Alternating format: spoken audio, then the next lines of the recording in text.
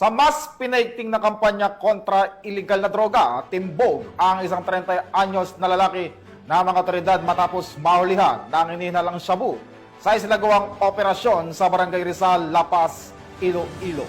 Ipinapakita nito ang dedikasyon ng PNP sa pagsugpo sa krimen at sa pagtataguyod ng isang ligtas at drug-free na komunidad.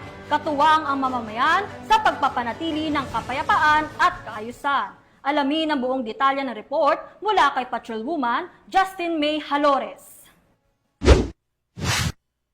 Sa patuloy na kampanya ng kapulisan laban sa iligal na droga, isang buy-bus operation ang matagumpay na ikinasa ng Iloilo City Police Station 8 nito lamang 8 ng Hulyo taong kasalukuyan. Sa naturang operasyon, isang 30 anyos na lalaki na kinilalang si alias Andre, residente ng Barangay Rizal, La Paz, Iloilo, ang naaresto matapos na mahulihan ng hinihinalang shabu. Ayon kay Police Captain Lester Oliveros, officer in charge ng nasabing istasyon, 3 linggong minanmanan si alias Andre dahil sa natanggap na ulat hinggil sa kanyang pagkakasangkot sa bintahan ng iligal na droga.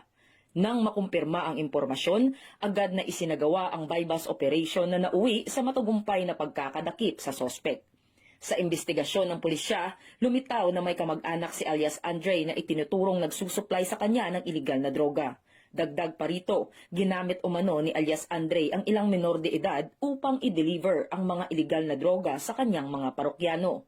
Nasabat sa operasyon ang mga hinihinalang shabu na tinatayang nagkakahalaga ng 88,000 pesos, kasama ang buy-bus money at ilan pang non-drug items.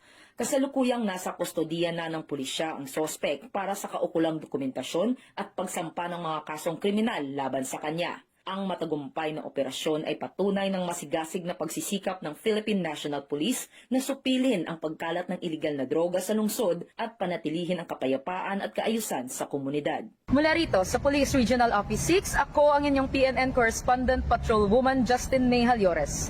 Alagad ng batas, tagataguyod ng Balitang Pulis.